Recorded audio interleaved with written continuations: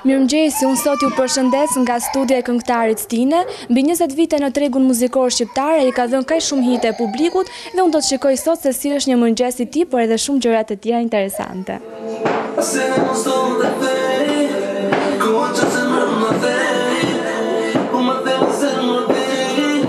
Përshëndetje Stine, është shumë kënaqësi që të kemi në emisionin 7/5. Përshëndetje, mirëmëngjes, kënaqësia është e ime. Të doja që ta nisnim sot bisedën me mëngjeset tuaja. Jeni njëri që zgjohesh herët apo e fillon ditën shumë vonë? Po varet nga punët që kemi. Ka ditë që rrim deri vonë, ka ditë që zgjohemi herët. Varet nga punët që kemi. Sa kohë kalon këtu në studio? A është këtu pjesa jote më e madhe e ditës? Tu kaloj një pjesë të mirë ditës, jo të gjithë ditën normalisht, sepse edhe frymëzimi është me intervale. Po pjesën më të mirë kaloj. Në studio, bilës ka dhe ditë që rrim pa dalë gati edhe 12 orë, 24 orë në bare, edhe 2 ditë kemi nejtë. Ke 20 vite në tregun muzikor shqiptar, me shumë hite, me shumë këngë të bukura. Kënga juaj e fundit është Adami dhe Eva, apo jo, nëse nuk gabon. Sa po është publikuar, si është shpritur nga publiku, a morët atë feedbackun që donit? Po deri tani shumë mirë është prit si këngë e parë, se unë domethënë ishte një nga këngët e para që promovoj albumin tim. Dhe deri tani pritshmëritë janë shumë të mira. Tani presim nxjerrjen dhe këngë të tjera. Këngë vazhdim të albumit. 20 vite në tregun shqiptar muzikor, si e shikoni? A keni marrë vlerësimin e duhur si artist? Tash e mira s'ka fund, normalisht. Po që vlerësimin normalisht përderisa publiku na jep feedbackun, sa herë që dalim në koncerte, sa herë që nxjerrim këngë, na suportojnë, na komentojnë. Na i dëgjojnë këngët, normalisht jemi të kënaqur. Gjithsesi e mira s'ka fund. Tashmë je prind, s'të duket prindërimi, të jesh baba. Shumë gjë e bukur. Është komplet gjë tjetër nga si ka qenë më përpara, para se të bësh prind. Edhe dita ka kuptim tjetër, edhe jeta ka kuptim tjetër. Tani është bërë kështu si trend që të gjithë këngëtarët po i dedikojnë këngë fëmijëve të tyre. Po ti do të shikojnë fansat e tu me një këngë për vajzën? Normalisht po, e kam lënë surprizë. Nuk kam deklaruar akoma një këngë për vajzën, sepse dua që të vi frymëzimi i natyrshëm. Po që në vazhdim presim të vi momenti, që të vi edhe i sinqert, origjinal. A mund të tregosh që disa momente që kanë qenë më të vështira kështu si baba që je, si baba i ri, se nuk kanë dhe shumë vite, apo jo? Momente të vështira në lidhje me vajzën. Po herën e parë kur kam ndru Bebelina, ka qenë shumë vështirë. Se nuk e dija fikse si ishte edhe si bëhesh procesi, por gjithsesi mësohesh.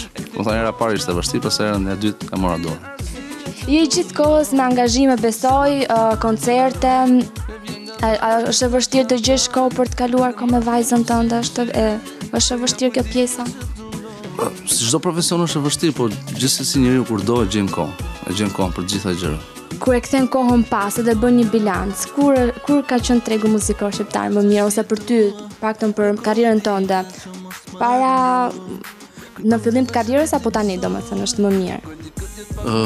Për mua, domethënë, në lidhje me muzikën edhe në tregun, edhe pse tani ka më shumë hapësira për shkak të internetit, ka qenë më i bukur atëherë kur ne kemi filluar. Tani del çdo kush, tani nuk merret vesh, domethënë kush ka vlerë, kush nuk ka, domethënë çdo kush mund dalë aty të nxjerr këngë. Bën sponsor në internet edhe kaq. Ka thënë që ndahet në 2 periudha kjo pjesa e fansave, pra fillimet e karrierës kanë qenë fansat, ndërsa tani kanë mbetur admiruesit e muzikës, apo jo? Fansat janë gjithmonë do kesh dashamirë, nëse bën muzikë të mirë, gjithmonë do kesh dashamirë, do kesh dëgjues të rregull, do kesh po fansa, domethënë siç kanë qenë diku nuk ekzistojnë më, janë. A ka një sekret Stine që artistët e tjerë mund të kenë 1 ose 2 këngë hite apo dhe 3, po këngët e tua shumica janë hite, e mbahen mend nga këngët e para që kanë dalë deri më tani. Si për shembull kënga Ishe ti apo të fundit Çifti simpatik që bëre para sa kohësh. Sekret tani nuk do ta quaj sekret, thjesht unë bazohem edhe nisem gjithmonë nga jeta e përditshme që unë bëj, domethënë nisem gjithmonë nga origjinaliteti. Domethënë dua ashtu siç është jeta dhe rastet dhe momentet e jetës, po është origjinal ta përfshin edhe në këngë. Domethënë sepse momentin që ka originalitet kënga, dhe njerëzit përfshihen. Nëse përfshihen njerëzit, atëherë kënga merr masivitetin. Se qyja sekret thjesht është një parim që unë e ndjek e këngët e mia, mundohem të jem sa më origjinal.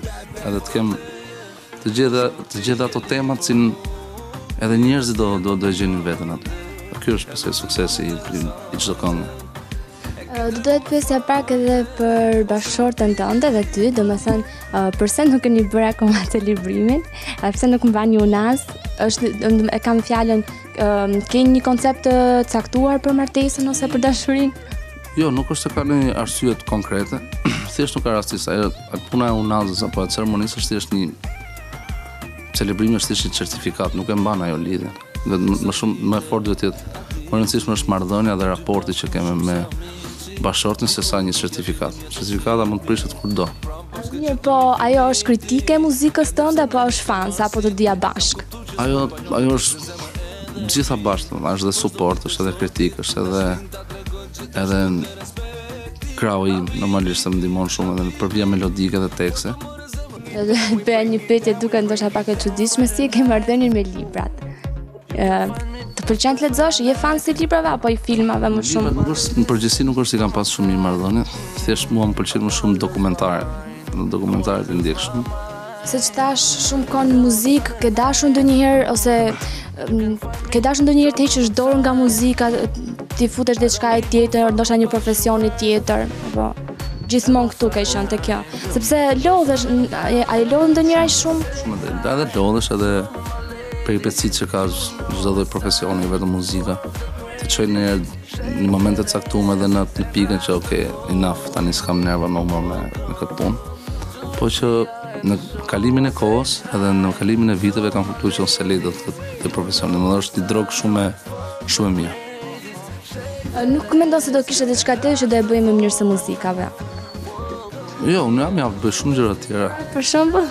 Po, s'po vjen më në dashi, po jam javë të bëj shumë gjëra tjera, po muzikën e kam një nga pikat e forta, domethënë se lejtë do.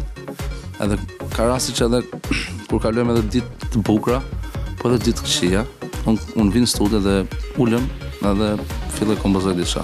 Patë një periudhë shkëputje nga muzika, që është e vërtetë, atë paktën në publik e kam fjalën se ke thënë që ke kompozuar. Pse? Si ndodhi? Po, shumë në fazat e jetës, shumë në fazat edhe të punës. Duhet të shputesh disa herë. Unë personalisht mendoj që duhet të shputesh disa herë që të kuptosh pse do futesh prapë në lojë të muzikës. Kështu që edhe më ka bërë mirë e pjesë, edhe shputje. Unë gjatë kohës isha duke kompozuar, duke punu me muzikë, po thjesht nuk kisha dëshirë të nxirra. Po gjatë kësaj periudhe, ato që e dashurojnë muzikën tënde, ku mund të gjejnë stinën? Përveç se në këngët që po bën tani, jenë në koncerte ose klabe të ndryshme? Tani për momentin. Po, tani jam aktiv edhe me prodhimtari në studio edhe me koncertet në teren. Jemi, pak në vënde selektive shkojmë. Kthehem pak prap tek vajza, momenti kur e more e vesh që do bëhesh baba. Si ishte? Shumë bukur, edhe çuditshëm, duket pak çudit nga jeta që bëja unë atëherë. Më që isha shumë jallakatur në një farë mënyrë. Po më duk shumë gjë e bukur. Edhe çdo ditë që kalonte koha dhe vajza rritesh, akoma më e bukur më dukesh. Edhe jam shumë i lumtur që jam baba, domethënë nuk jam s'kam asgjë, s'kam ngel asgjë peng, unë kam arrit çdo gjë në jetën time. Kështu që kam kohë edhe të përkushtohem te vajza, sepse vajza përveç famës edhe teksteve në këtë moshë, ajo ka nevojë vetëm për kohën e prindit. Kështu që unë mundohem çdo ditë ta gjej kohën edhe për vajzën që mos ngeli merak. I dëgjon këngët e tua, ti vetë në shtëpi këndon këngët e tua ose të tjera? Edhe të mia dhe të tjerëve, kështu që vajza reagon ke këngët e bukura dhe më pëlqen që ka vesh muzikë, është edhe shumë herët për ta përcaktuar tani, po ajo reagon ke çdo këngë e bukur. Si ishte 2018 për ty, futet tek vitet e mira apo jo dhe aq të mira? 2018 nuk ishte në vit shumë wow. Ka pas edhe më mirë. Po, shpresojmë që 2019 jetë më e bukur se sa 2018. Stina ishte një intervistë shumë e këndshme, të falenderoj, por do doja që ta mbyllnim këtë intervistë me një urim nga ana juaj për audiencën e 755-s, por edhe për gjithë fansat e tu. Atëherë unë uroj gjithë shqiptarëve Kudo që janë, gëzuar vitin e ri, fat mbarësi në 2019 dhe në vazhdim, të plotësojnë gjitha dëshirat, sa më shumë harmoni me njëri tjetrin, dhe për audiencën e 7 pa 5, si them, faleminderit që isha pjesë e emisionit edhe t'ja kaloni sa më bukur.